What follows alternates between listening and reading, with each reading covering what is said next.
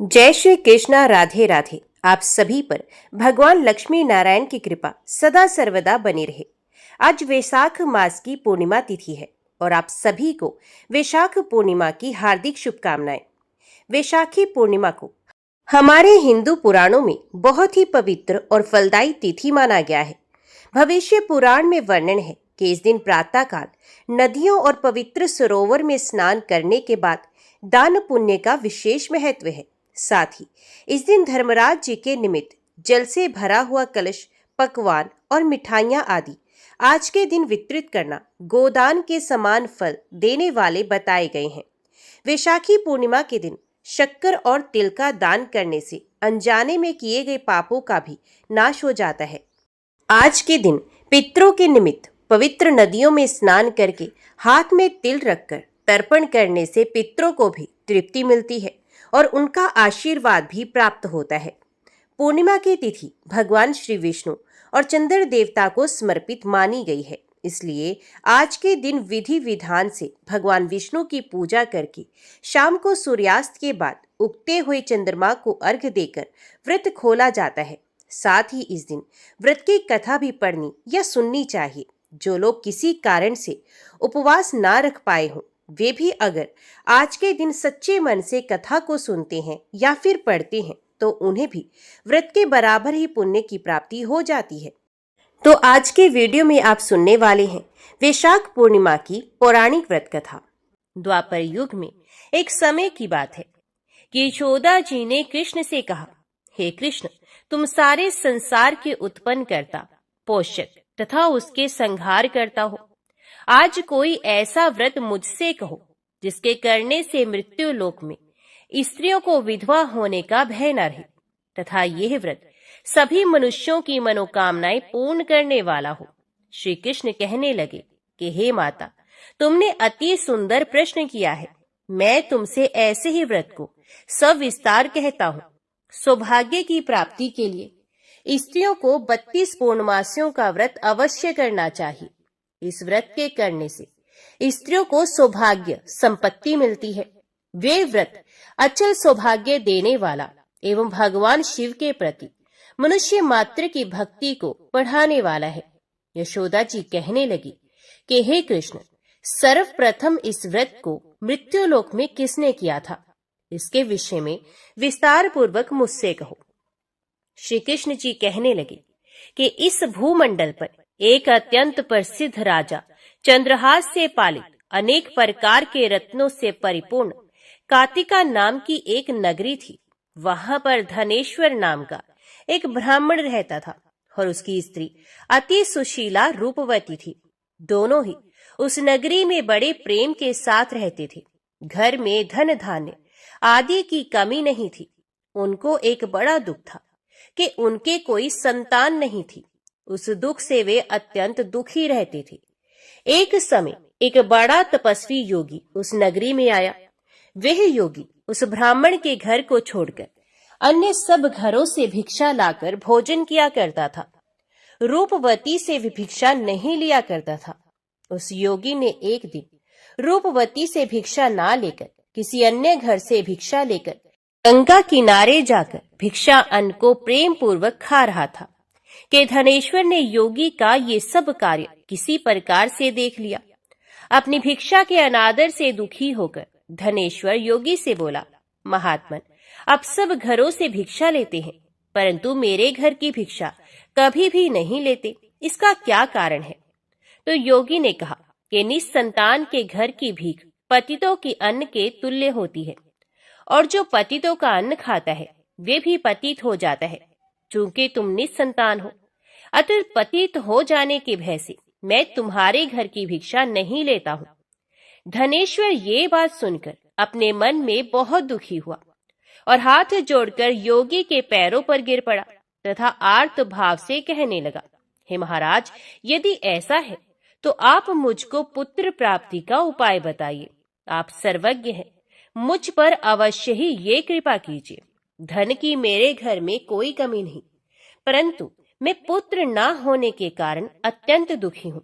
आप मेरे इस दुख का हरण करें। आप सामर्थ्यवान हैं।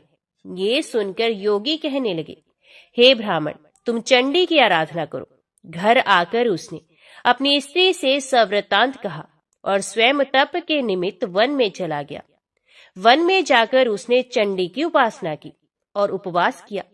चंडी ने 16वें दिन उसको स्वप्न में दर्शन दिया और कहा, हे धनेश्वर, जा तेरे पुत्र होगा, परंतु वे 16 वर्ष की आयु में ही मृत्यु को प्राप्त हो जाएगा। यदि तुम दोनों स्त्री पुरुष 32 पौर्णमासियों का व्रत विधि पूर्वक करोगे तो वह दीर्घायु होगा। जितनी तुम्हारी सामर्थ्य हो आटे के दिए बनाकर शिवजी का पूजन करना, परंतु पूर्णमासी को 32 जोत जाने चाहिए। प्रातः काल होने पर इस स्थान के समीप ही तुम्हें एक आम का वृक्ष दिखाई देगा। उस पर तुम चढ़कर एक फल तोड़कर शीघ्र अपने घर चले जाना। अपनी स्त्री से सब वृतांत कहना। ऋतु स्नान के पश्चात वे स्वच्छ होकर श्री शंकर जी का ध्यान करके उस फल को खा लेगी। तब शंकर भगवान की कृपा से उसको गर्भ हो जाएगा।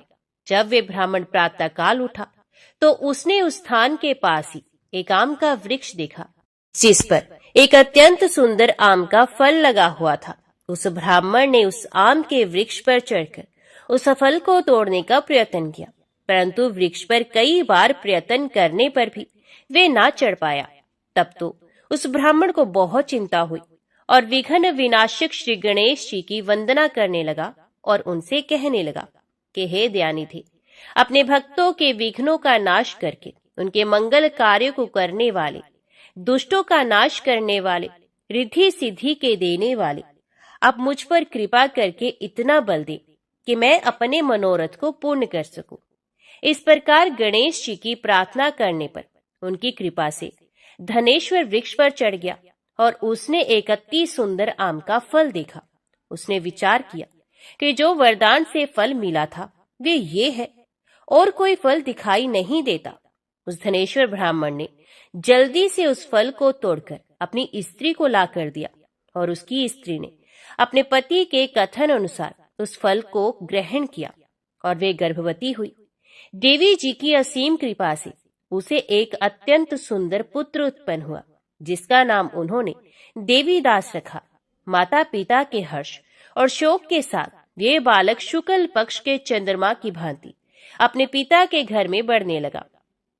भवानी की कृपा से वह बालक बहुत ही सुंदर, सुशील और विद्या पढ़ने में बहुत ही निपुण था। दुर्गा जी की आज्ञा अनुसार उसकी माता ने 32 पूर्णमासी का व्रत रखना प्रारंभ कर दिया, जिससे उसका पुत्र बड़ी आयु वाला हो जाए। 16वां वर्ष लगते ही देवीदास के माता पिता को बड़ी चिंता हुई कि कहीं उनके पुत्र की इस वर्ष मृत्यु न हो जाए। इसलिए उन्होंने अपने मन में विचार किया कि यदि ये दुर्घटना उनके सामने हो गई तो वे कैसे सहन कर सकेंगे। असतु उन्होंने देवीदास के मामा को बुलाया और कहा कि हमारी इच्छा है कि देवीदास 1 वर्ष तक काशी में जाकर विद्या अध्ययन करे और उसको अकेला भी छोड़ना नहीं चाहिए। इसलिए साथ में तुम चले जाओ और 1 वर्ष के पश्चात इसको वापस लौटा लाना। सब प्रबंध करके उसके माता पिता ने काशी जाने के लिए देवीदास को एक घोड़े पर बैठाकर उसके मामा को उसके साथ भेज दिया। किंतु यह बात उसके मामा या किसी और से नहीं कही। धनेश्वर ने सप्तनिक अपने पुत्र की मंगल कामना तथा दीर्घायु के लिए भगवती दुर्गा की आराधना और पूर्णमासियों का व्रत करना आरंभ कर दिया। इस प्रकार बराबर 32 पूर्णमासी का व्रत पूरा किया। कुछ समय के पश्चात एक दिन वह दोनों मामा और भांजा मार्ग में रात्रि बिताने के लिए किसी ग्राम में ठहरे हुए थे। उस दिन उस गांव में एक ब्राह्मण की अत्यंत सुंदरी, सुशीला, विदुषी और गुणवती कन्या का विवाह होने वाला था। जिस धर्मशाला के अंदर वर और उसकी बारात ठहरी हुई थी, उसी धर्मशाला में देवीदास और उसके मामा भी ठहरे हुए थे। संयोगवश कन्या को तेल आदि चढ़ाकर मंडप आदि का कृत्य किया गया तो लगन के समय वर को धनुर्वात हो गया।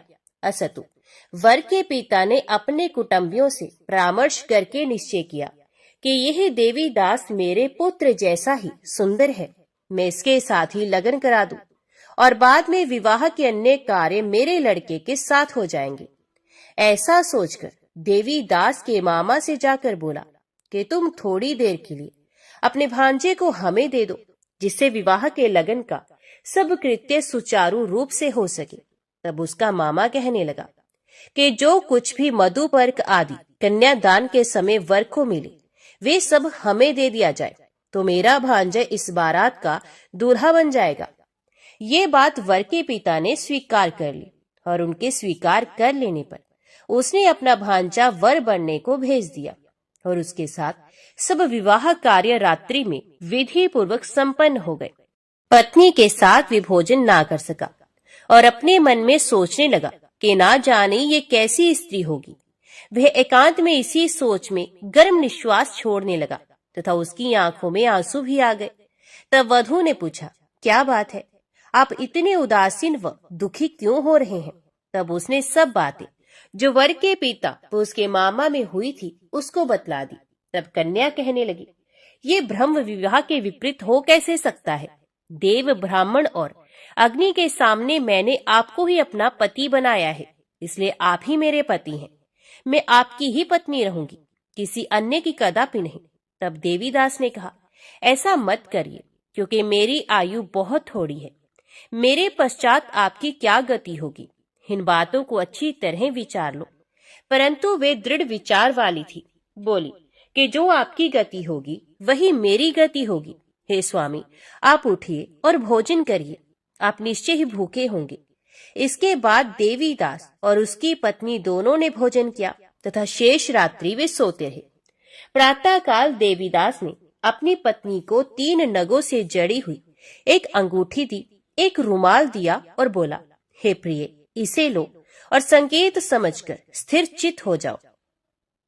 मेरा मरण और जीवन जानने के लिए एक पुष्प वाटिका बना लो, उसमें सुगंधी वाली एक नव मल्लिका लगा लो, उसको प्रतिदिन जल से सींचा करो और आनंद के साथ खेलो कूदो तथा उत्सव मनाओ। जिस समय और जिस दिन मेरा प्राण अंत होगा ये फूल सूख जाएंगे और जब ये फिर हरे हो जाए तो जान लेना कि मैं जीवित हूँ। ये बात निश्चय करके समझ लेना, इसमें कोई संशय नहीं। ये समझाकर वे चला गया। प्रातः काल होते ही वहां पर गाजे बाजे बजने लगे और जिस समय विवाह के कार्य समाप्त करने के लिए वर तथा सब बाराती मंडप में आए तो कन्या ने वर को भली प्रकार से देखकर अपने पिता से कहा कि ये मेरा पति नहीं है, मेरा पति वही है जिसके साथ रात्रि में मेरा पाणी ग्रहण हुआ था। इसके साथ मेरा विवाह नहीं हुआ है। यदि वे वही है तो बताए कि मैंने इसको क्या दिया। मधुपर्क और कन्यादान के समय जो मैंने भूषण आदि दिए थे उन्हें दिखाए तथा रात में मैंने क्या गुप्त बातें कही थी ये सब सुनाए। पिता ने उसके कथन अनुसार वर को बुलवाया। कन्या की ये सब बातें सुनकर वे कहने लगा कि मैं कुछ नहीं जानता। इसके पश्चात लज्जित होकर वे अपना मुंह सा लेकर चला गया और सारी बारात भी अपमानित होकर वहां से लौट गई। भगवान श्री कृष्ण बोले कि हे माता, इस प्रकार देवीदास काशी विद्याधन के लिए चला गया। जब कुछ समय बीत गया तो काल से प्रेरित होकर एक सर्प रात्रि के समय उसको डसने के लिए वहां पर आया।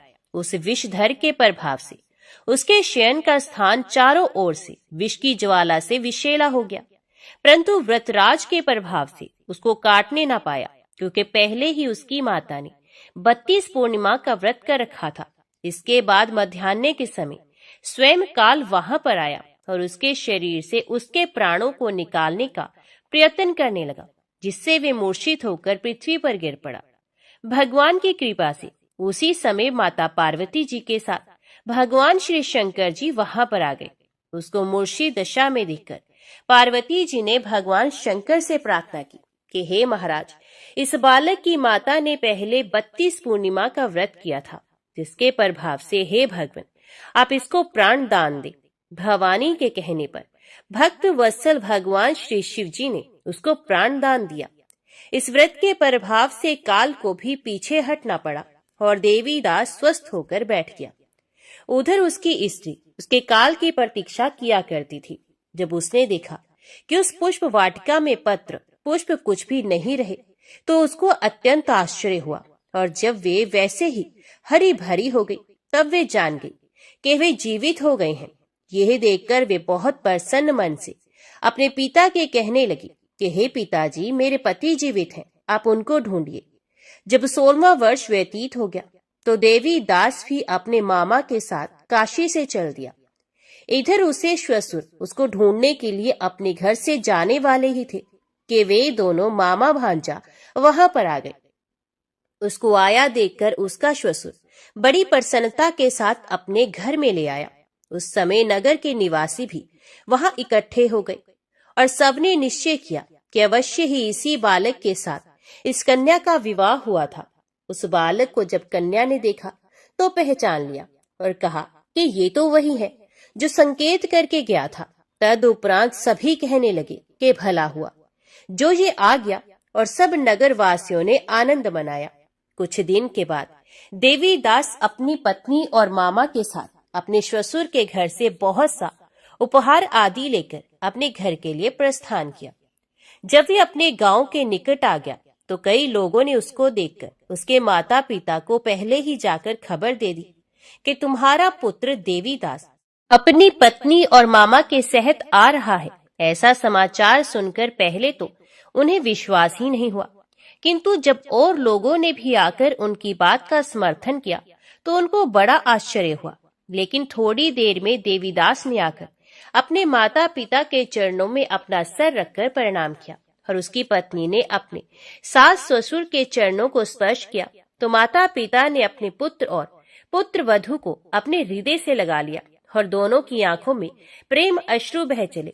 अपने पुत्र और पुत्रवधू के आने की खुशी में धनेश्वर ने बड़ा भारी उत्सव किया और ब्राह्मणों को भी बहुत सी दान दक्षिणा देकर प्रसन्न किया। श्री कृष्ण जी कहने लगे कि इस प्रकार धनेश्वर 32 पूर्णमासियों का व्रत के प्रभाव से पुत्रवान हुआ। जो भी स्त्रियां इस व्रत को करती हैं वे जन्म जन्मांतर में वैधव्य का दुख नहीं भोगती और सदैव सौभाग्यवती रहती हैं। ये मेरा वचन है, इसमें कोई संदेह नहीं। ये व्रत पुत्र पौत्रों को देने वाला तथा संपूर्ण मनोकामनाओं को पूर्ण करने वाला है। 32 पूर्णिमासियों का व्रत करने से व्रती की सब इच्छाएं भगवान शिव जी की कृपा से पूर्ण हो जाती हैं। तो सब प्रेम से बोलो, उमापति भगवान शंकर की जय। अभी सुनिए भगवान सत्यनारायण की व्रत कथा। ऋषियों ने सूत जी से पूछा, महामुनि, किस व्रत या तप से अभीष्ट फल की प्राप्ति होती है? हम सुनना चाहते हैं, कृपया बताइए। सूत जी बोले, देवर्षि नारद ने यही बात भगवान कमलाकांत से पूछी थी। उन्होंने जो उसका उत्तर दिया था उसी को आप सुनिए। एक दिन दूसरों पर अनुग्रह करने वाले योगी नारद जी विविध लोकों में घूमते हुए मृत्यु लोक में आए। उन्होंने देखा यहाँ के सभी मनुष्य भांति भांति के दुखों से पीड़ित हैं और अपने अपने कर्म के फल स्वरूप विविध योनियों में जन्म लेकर कलेश पा रहे हैं। वे सोचने लगे किस उपाय से इनका दुख निश्चित रूप से दूर हो सकता है। मन ही मन इस प्रकार सोचकर वे विष्णु लोक में गए और वहां जाकर उन्होंने शंख चक्र गदा पद्मधारी वनमाला से विभूषित शुक्ल वर्ण चतुर्भुज देव देवेश्वर भगवान नारायण को देखकर कुछ कहना चाहा। नारद जी बोले, आप मन और वाणी से अतीत अनंत शक्ति हैं, आदि मध्य और अंत से रहित है, निर्गुण है, गुणात्मा है, सत्य आदि भूत है और भक्तों के दुख का नाश करने वाले हैं। आपको नमस्कार है। भगवान विष्णु ने नारद का स्तवन सुनकर उत्तर दिया। श्री भगवान बोले, महाभाग, तुम किस लिए यहाँ आए हो और तुम्हारे मन में क्या अभिलाषा है? बताओ, मैं तुम्हारी सब बातों का उत्तर दूंगा।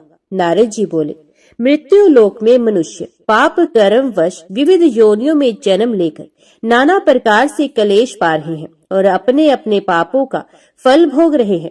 हे नाथ, उनके वे सारे कलेश सहज में ही कैसे दूर हो सकते हैं? यदि मुझ पर आपकी कृपा है तो वह उपाय मुझे बताइए, उसी को सुनने की मेरी इच्छा है। श्री भगवान ने कहा, वत्स, लोगों के प्रति अनुग्रह कामी होकर तुमने बड़ी अच्छी बात पूछी है। जिसके करने से मनुष्य मोह से मुक्त होता है वह मैं तुमसे कह रहा हूँ, सुनो। एक अत्यंत पवित्र व्रत है जो स्वर्ग या पृथ्वी पर अति दुर्लभ है। मैं स्नेहवश हे विप्र आज उसी को प्रकट कर रहा हूँ। इस व्रत का नाम सत्यनारायण व्रत है। इसको भली भांति विधान पूर्वक बतलाता हूँ। इस व्रत का सम्यक रूप से अनुष्ठान किए जाने पर इस लोक में सुख भोग कर मनुष्य परलोक में मोक्ष को प्राप्त करता है। भगवान की इस बात को सुनकर नारद जी ने फिर कहा, इस व्रत का क्या फल है, इसकी क्या विधि है और किसने ये व्रत किया था तथा कब किया था, ये सब विस्तार पूर्वक बतलाइए। श्री भगवान बोले, इस व्रत से दुख शोकादि का नाश होता है, धन धान्य की वृद्धि होती है और यह व्रत सौभाग्य संतति तथा सर्वत्र विजय प्रदान करता है। मनुष्य भक्ति श्रद्धा के साथ जिस किसी दिन ये व्रत कर सकता है, परंतु सत्य नारायण देव निशामुख अर्थात संध्या के समय पूजे जाने पर संतुष्ट होते हैं। धर्म परायण मनुष्य ब्राह्मण और बंधु बांधवों के साथ यह व्रत करे, भक्ति के द्वारा भोग लगाए। भोग उत्तम पदार्थों का होना चाहिए। भोग सवा के हिसाब से, जैसे कि सवा छटाक, सवा पाव, सवा सेर आदि होना चाहिए। केला, घी, दूध, गेहूं, गेहूं काटा ना मिलने पर चावल काटा और चीनी अथवा गुड़ का भोग लगाना चाहिए। ये सभी चीजें परिमाण में सवा के हिसाब से होनी चाहिए और सबको एकत्रित कर निवेदन करना चाहिए। तदंतर घर के लोगों के साथ कथा सुनकर ब्राह्मण को दक्षिणा देनी चाहिए। इसके बाद ब्राह्मणों को प्रसाद खिलाकर अपने बंधु बांधवों के साथ भक्ति पूर्वक स्वयं प्रसाद ग्रहण करना चाहिए और भगवान के सामने प्रेम प्रवश होकर नाचना और गाना चाहिए। इसके बाद स्तुति करके सत्यनारायण भगवान का स्मरण करते हुए घर जाना चाहिए। इस प्रकार करने पर मनुष्य को निश्चय ही मनोवांछित फल प्राप्त होगा। विशेषकर इस कलयुग में तो सत्यनारायण व्रत के अतिरिक्त पृथ्वी पर अभीष्ट सिद्धि का और कोई उपाय ही नहीं है। पूर्व काल में एक ब्राह्मण इस व्रत को करके कृत्य हो गए थे। अब उनकी कथा कहता हूँ। काशीपुर ग्राम में एक निर्धन ब्राह्मण रहते थे। वे भूख प्यास से व्याकुल होकर सदा पृथ्वी पर भटका करते थे। ब्राह्मण को दुखी देखकर ब्राह्मण प्रिय भगवान वृद्ध ब्राह्मण का रूप बनाकर उनके पास आए और उन्होंने आदर के साथ पूछा, ब्राह्मण देवता, आप किस लिए अत्यंत दुखित होकर सारी पृथ्वी पर भटक रहे हैं? यदि आपकी अभिरुचि हो तो सारी बात मुझसे कहिए, मैं सुनना चाहता हूँ। ब्राह्मण ने कहा, मैं बड़ा गरीब हूँ और भीख मांगने के लिए ही इस प्रकार भटकता रहता हूँ। आप कोई उपाय जानते हो तो हे प्रभु कृपा पूर्वक मुझे बताइए।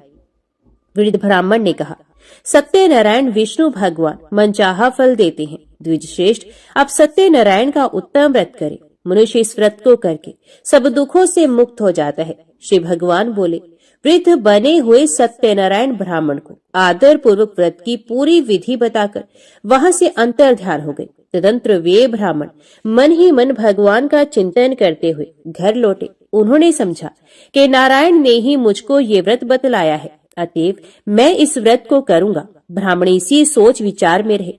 उनको रात्रि में नींद भी नहीं आई। प्रातः काल उठते ही मैं सत्यनारायण व्रत करूंगा, ये संकल्प करके ब्राह्मण भिक्षा के लिए चले गए। उस दिन ब्राह्मण को भिक्षा में प्रचुर द्रव्य की प्राप्ति हुई। उसके द्वारा उन्होंने बंधु बांधवों के साथ सत्यनारायण का व्रत किया और उस व्रत के प्रभाव से वे श्रेष्ठ ब्राह्मण समस्त दुखों से छूटकर संपूर्ण संपत्ति से संपन्न हो गए। तब से वे प्रति मास सत्यनारायण व्रत करने लगे। श्री भगवान ने कहा, वे उत्तम ब्राह्मण वृद्ध रूपधारी नारायण के द्वारा व्रत को जानकर सारे पापों से मुक्त हो गए और उन्होंने दुर्लभ मोक्ष की प्राप्ति की। नारद, जिस समय इस व्रत का पृथ्वी में प्रचार होगा उसी समय मनुष्यों के समस्त दुख नष्ट हो जाएंगे। सूत जी बोले, ब्राह्मणों, नारायण ने महात्मा नारद को जैसा कहा था ठीक वैसा ही मैंने आप लोगों से कह दिया। अब और क्या कहूँ? ऋषियों ने पूछा, इसके बाद पृथ्वी पर इस व्रत का अनुष्ठान किस मनुष्य ने किया था? हे मुने, ये सब हम सुनना चाहते हैं। इस विषय में हमारे मन में बड़ी श्रद्धा उत्पन्न हो गई है। सूत जी बोले, मुनियों, उसके बाद पृथ्वी पर किसने ये व्रत किया था सो सुनो। एक दिन वे श्रेष्ठ ब्राह्मण अपने बंधु बांधवों के साथ अपने वैभव के अनुरूप व्रत कर रहे थे। इसी समय वहां एक लकड़हारा आया। लकड़हारे ने लकड़ी बाहर रख दी और वह ब्राह्मण के घर के अंदर चला गया। उस समय वह प्यास से पीड़ित था। उन ब्राह्मण को कार्य में लगे देखकर प्रणाम करके उसने पूछा, महाराज, आप ये क्या कर रहे हैं? तो ब्राह्मण ने कहा, ये सत्यनारायण का व्रत है। ये व्रत दुख दारिद्र्य का नाश करता है, सब प्रकार की इच्छित वस्तुओं को देता है और पुत्र पौत्र आदि की वृद्धि करता है। इस व्रत के प्रभाव से ही धन धान्य आदि महान समृद्धि से मेरा घर भर गया है। ब्राह्मणों की इस बात को सुनकर लकड़हारे को बड़ा हर्ष हुआ। वे जल पीकर और प्रसाद लेकर स्थिर मन से सत्यनारायण देव का चिंतन करता हुआ नगर में गया। उसने मन ही मन कहा कि आज लकड़ियों के बेचने पर जो कुछ मिलेगा उसी के द्वारा मैं सत्यदेव का उत्तम व्रत करूंगा। इस प्रकार मन में विचार कर वे लकड़ियों के बोझ को सर पर उठा के नगर में धनियों के रमणीय स्थान में पहुंचा। आज लकड़हारे को लकड़ियों का दूना मूल्य मिला। उसका हृदय प्रसन्न हो गया। वे पके हुए केले, चीनी, घी, दूध और गेहूं का आटा सब वस्तुएं सवाए हिसाब से लेकर घर पहुंचा। तदंतर बंधु बांधवों को निमंत्रण देकर उसने विधि पूर्वक व्रत किया। उस व्रत के प्रभाव से वह लकड़हारा धन और पुत्र से संपन्न हो गया तथा इहलोक में सुख भोग कर अंत में सत्यपुर को प्राप्त हुआ। एक घटना और कहता हूँ, सुनो। पूर्व काल में उल्कामुख नामक एक जितेंद्रिय सत्यवादी प्रबल पराक्रमी राजा थे। वे बुद्धिमान राजा प्रतिदिन भगवान के मंदिर में जाते और धन देकर ब्राह्मणों को संतुष्ट करते थे। उनकी पत्नी का नाम था भद्रशिला। वे सरोज वदना, परमुग्धा और पति परायणा स्त्री थी। राजा रानी के साथ समुद्र के तीर पर जाकर सत्यनारायण का व्रत किया करते थे। एक दिन जब राजा व्रत कर रहे थे, एक साधु नामक वणिक वहां आया। वह व्यापार के लिए नाना प्रकार के रत्न आदि पदार्थों को नौका में भरकर लाया था। वणिक समुद्र के किनारे नाव को खड़ी करके तट के ऊपर आया और व्रत करते हुए राजा को देखकर उसने विनय पूर्वक पूछा। साधु ने कहा, राजन, भक्ति युक्त चित्त से आप ये क्या अनुष्ठान कर रहे हैं? इस समय मेरे इसे जानने की इच्छा है, अतएव आप समझाकर कहें। राजा बोले, साधु, मैं अपने बंधु बांधवों के साथ अतुलनीय तेज युक्त भगवान विष्णु की पूजा कर रहा हूँ। मेरा यह व्रत पुत्र आदि की प्राप्ति के लिए है।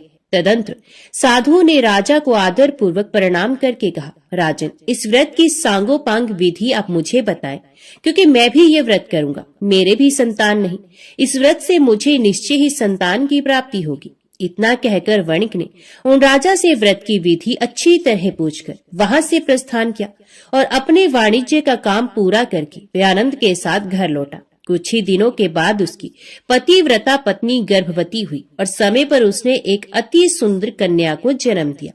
कन्या शुक्ल पक्ष के चंद्रमा की भांति दिनों दिन बढ़ने लगी। वणिक ने उसका जात कर्म आदि संस्कार करवाकर उसका नाम रखा कलावती। तदंतर वणिक पत्नी लीलावती ने मधुर वचनों में पति से कहा, स्वामी, अपने पूर्व में जो सत्यनारायण व्रत करने की प्रतिज्ञा की थी उसे अब पूरी क्यों नहीं कर रहे हैं? तो साधु ने उत्तर दिया, प्रिय, मैं कलावती के विवाह के समय सत्यनारायण का व्रत करूंगा। पत्नी को इस प्रकार आश्वासन देकर साधु वणिक समुद्र के तट की ओर चला गया। इधर पिता के घर में कलावती बढ़ने लगी। इसके बाद धर्म के जानने वाले पिता ने जब अपनी पुत्री को विवाह के योग्य देखा, तब अपने बंधु बांधवों से परामर्श करके साधु ने वर ढूंढने के लिए दूत को भेजा। दूत साधु का आदेश पाकर कांचन नगर गया और वहां कलावती के योग्य एक उत्तम वर की खोज करके वहां से उस वणिक पुत्र को साथ लेकर लौट आया। साधु वणिक उस सुंदर और सद्गुणी वणिक कुमार को देखकर बड़ा प्रसन्न हुआ और अपनी जाति बंधुओं के साथ मिलकर प्रसन्नता पूर्वक यथाविधि अपनी कन्या को उसको अर्पण कर दिया। दुर्भाग्यवश कलावती के विवाह के समय भी वणिक उस उत्तम व्रत की बात भूल गया। इससे भगवान उस पर रुष्ट हो गए। कुछ दिनों के बाद वह व्यापार में निपुण वणिक अपने श्रीमान जमाता को साथ लेकर व्यापार के लिए बाहर गया और राजा चंद्रकेतु के राज्य में समुद्र के समीप रमणीय रतनसार नगर में जा पहुंचा। वहां एक पुरी बनाकर वे अपना व्यापार करने लगा। उसी समय प्रभु सत्यनारायण ने साधु को मिथ्यावादी जानकर उसे शाप देते हुए कहा, आज से कुछ ही दिनों में यही तुम दुख को प्राप्त होगे। इधर उसी दिन एक चोर ने राजमहल में धन चुराया। चोर धन को लेकर साधु के मकान के बगल के रास्ते से जा रहा था। उसने घूमकर पीछे की ओर देखा।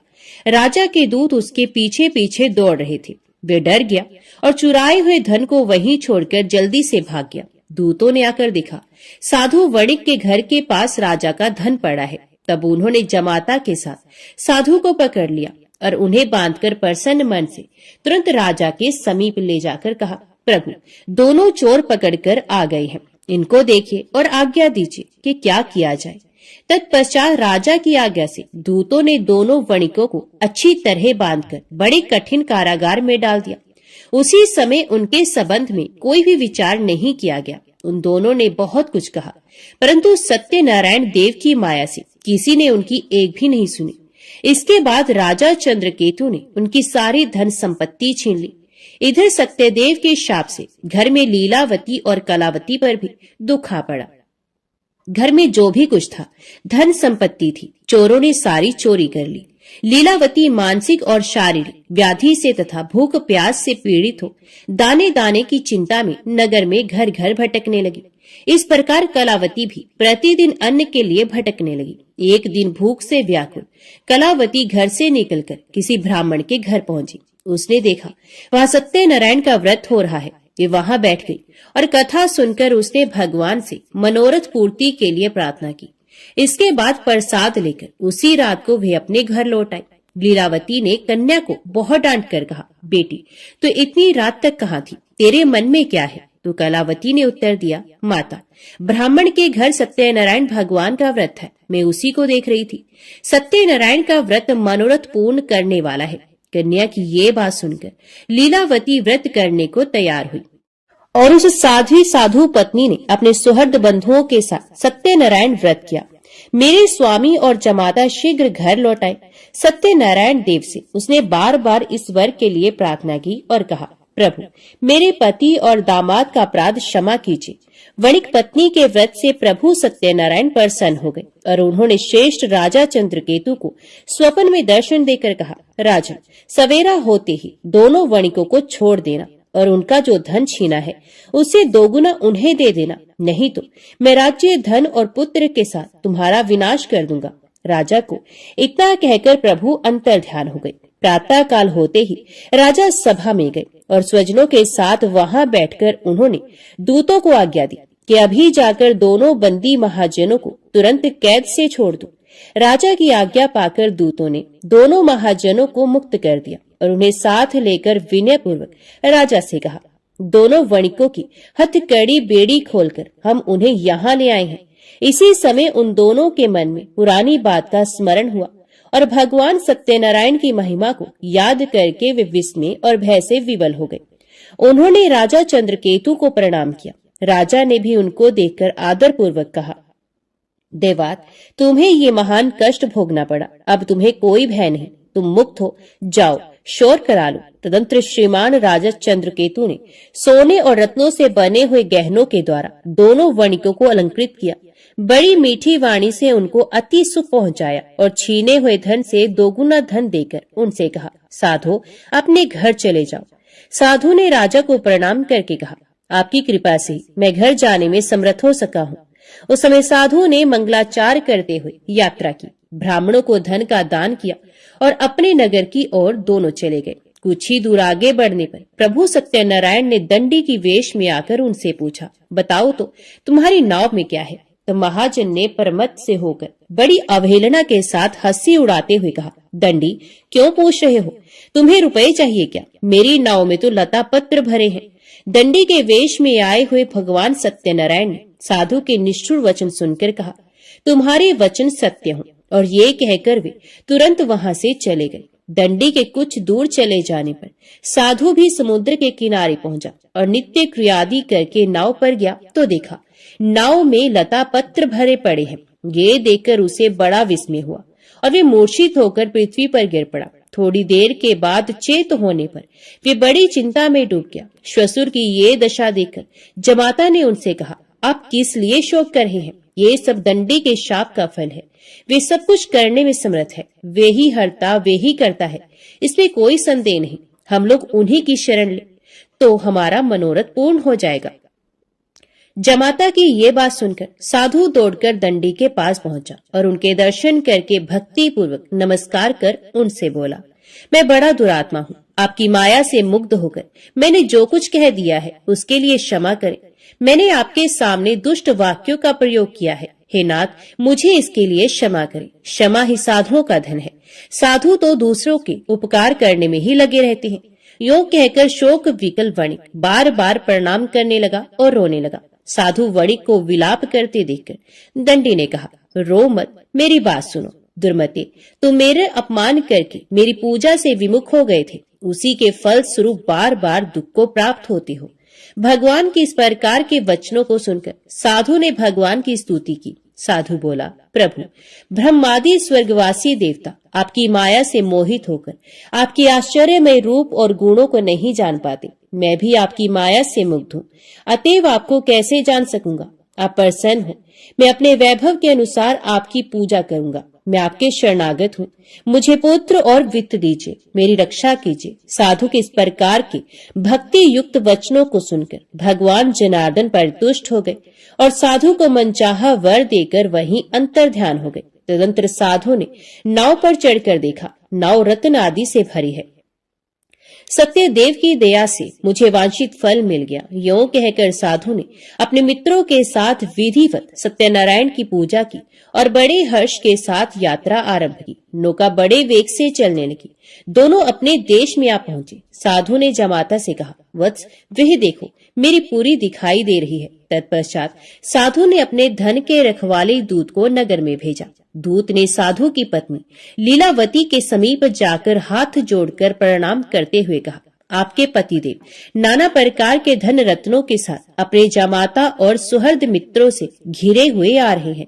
साध्वी वणिक पत्नी दूत के मुख से स्वामी और जमाता के आने का समाचार सुनकर बड़ी हर्षित हुई और सत्यदेव की पूजा करके उसने अपनी लड़की से कहा, मैं पति की अगुवानी के लिए जाऊंगी, तुम भी तुरंत मेरे साथ चलो। माता की बात सुनकर कलावती ने सत्यनारायण का व्रत किया, परंतु प्रसाद लिए बिना ही वे पति के सामने चले गए। इससे सत्यनारायण देव रुष्ट हो गए। धन रतन और जवाई को लेकर नौका जल में अदृश्य हो गई। कलावती ने जब पति को नहीं देखा तब वह शोक से अत्यंत व्याकुल होकर रोती हुई जमीन पर गिर पड़ी। अपने पति और नाव के ना दिखने से अत्यंत शोकातुर थी। कन्या की इस दशा को देखकर साधु बहुत डर गया। उसने सोचा, ये क्या आश्चर्य हो गया। नाव खेने वाले भी बड़ी चिंता लेने लगे। ये सब देखकर पतिव्रता लीलावती अत्यंत दुख से विवल होकर विलाप करती हुई स्वामी से बोली, मैंने अभी अभी ज्वाई को देखा था, क्षण मात्र में ही नौका के साथ जमाता अदृश्य हो गए। अब वे कहीं नहीं दिख रहे। पता नहीं किस देवता ने उन्हें इस प्रकार हरण कर लिया। आप क्या भगवान सत्यदेव के प्रभाव को नहीं जानते। लीलावती इस प्रकार कहकर विलाप करने लगी। उसी के साथ सारे बंधु बांधव भी रोने लगे। लीलावती अपनी कन्या को गोद में लेकर रुदन करने लगी। कन्या कलावती ने स्वामी को डूबा हुआ जानकर दुखित हृदय से पति की पादुका को लेकर सती होने का निश्चय किया। धर्म को जानने वाला साधु वणिक कन्या की ये स्थिति देखकर अपनी पत्नी के साथ शोक से अत्यंत व्याकुल हो उठा और उसने मन ही मन सोचा, निश्चय ही सत्यदेव की माया के द्वारा ही मेरे जमाता हरे गए हैं। अपने वैभव के अनुसार भगवान सत्यनारायण की पूजा करूंगा। साधु ने वहां सब लोगों को बुलाकर ये बात कही और अपना मनोरथ व्यक्त करते हुए पृथ्वी पर दंड की भांति पड़कर वह बार बार भगवान सत्यदेव को प्रणाम करने लगा। इससे सत्यदेव प्रसन्न हो गए। उन्होंने आकाश से ही साधु के प्रति कहा, साधु, तुम्हारी कन्या मेरे भोग का तिरस्कार करके पति को देखने के लिए आ गई, इसलिए इसका पति अदृश्य हो गया। अब वे घर जाए, प्रसाद लेकर लौट कर आए, तब अवश्य उसे स्वामी का सुख प्राप्त होगा, इसमें कोई संदेह नहीं। वणिक नंदनी कलावती ने गंगन मंडल में ये प्राण दान करने वाली वाणी सुनी और सुनकर तुरंत ही वे घर चले गए। वहां जाकर उसने प्रसाद लिया। तदंतर वे जब लौटकर आई तब अपने पति को, नाव को और समस्त बंधुओं को देखकर अत्यंत सुखी हुई। उसने पिता से कहा, पिताजी आइए हम लोग घर चले, अब देर क्यों कर रहे हैं। कन्या की इस बात को सुनकर वणिक प्रसन्न हो गया और विधि विधान के साथ भगवान सत्यनारायण की पूजा करके धन रतन और बंधुओं के साथ वे अपने घर पहुंचा। तदंतर प्रत्येक संक्रांति और पूर्णिमा को यथा विधि सत्यनारायण की पूजा करता हुआ वे इस लोक में सुखी होकर अंत में सत्यपुर को प्राप्त हो गया। सूत जी बोले, श्रेष्ठ मुनियों, एक उपाख्यान और सुनिए। पूर्व काल में वंशध्वज नामक एक प्रजा पालन में तत्पर राजा थे। उन्होंने सत्यदेव के प्रसाद का परित्याग किया था, इसलिए वे दुख को प्राप्त हुए। एक दिन राजा ने वन में जाकर विविध प्रकार के मृगों का शिकार किया। फिर जब विश्राम के लिए वे बरगद के वृक्ष के नीचे आए, तब उन्होंने देखा ग्वाले लोग बड़े संतुष्ट मन से मित्रों को साथ लेकर भक्ति पूर्वक भगवान सत्यनारायण देव की पूजा कर रहे हैं। राजा ने सत्यनारायण की पूजा होती देखी, पर घमंड के कारण ना तो वे वहां गए, न प्रणाम ही किया। ग्वाले राजा के पास प्रसाद रखाए और पूजा की जगह आकर प्रसाद लेकर अपने घरों को चले गए। राजा ने प्रसाद नहीं लिया, इसलिए वे बड़े दुख में पड़े। उनके 100 पुत्र मर गए, धन धान्य आदि समस्त संपत्ति नष्ट हो गई। तब उन्होंने सोचा, सत्यदेव ने ही मेरा सब कुछ नष्ट कर दिया है, इसलिए जिस स्थान पर ग्वाले पूजा कर रहे हैं मैं वहां जाऊंगा। राजा ने मन ही मन ऐसा निश्चय किया और ग्वालों के पास जाकर उनके साथ भक्ति श्रद्धा पूर्वक यथाविधि सत्यदेव की पूजा की।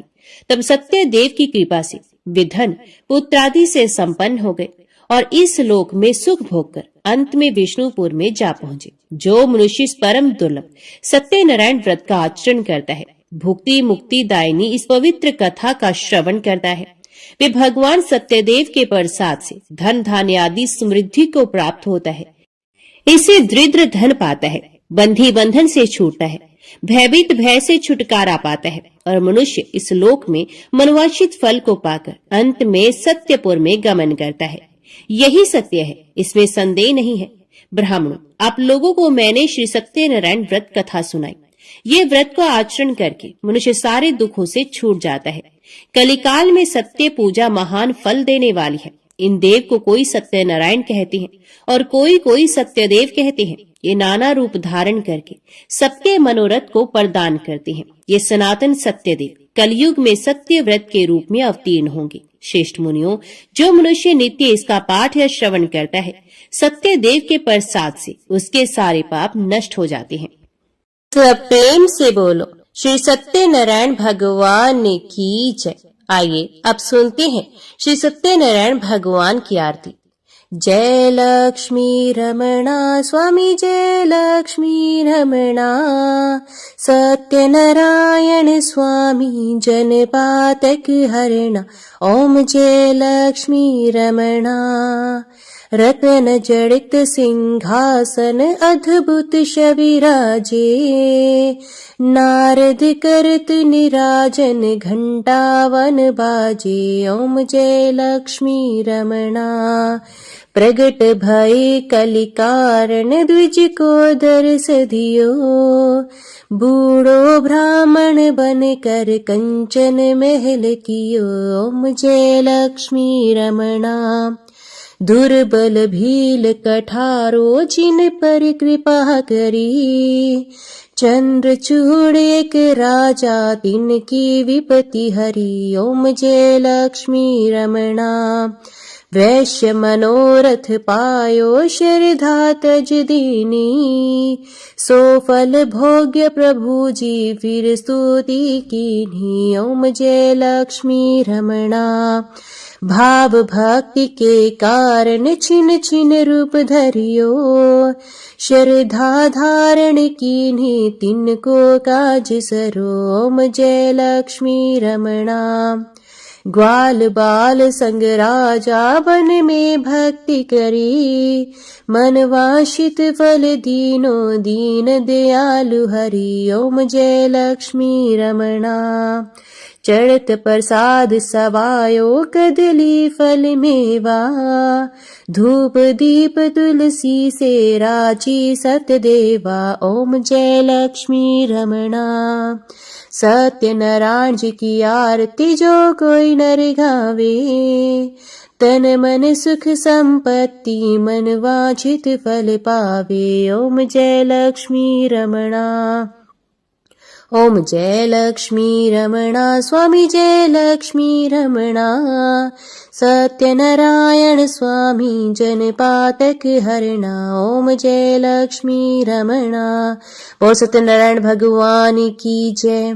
आज की वीडियो में इतना ही। उम्मीद करती हूँ वीडियो आपको पसंद आई होगी। वीडियो पसंद आई हो तो वीडियो को लाइक और चैनल को सब्सक्राइब जरूर कीजिएगा। जय श्री सत्यनारायण भगवान की लिखकर कमेंट बॉक्स में अपनी हाजिरी और अपने सुझाव देना ना भूलेगा। तो मिलते हैं अगली कथा अगली वीडियो के साथ। तब तक के लिए देखते व सुनते रहिए। जय मां कंजर, जय माता दी।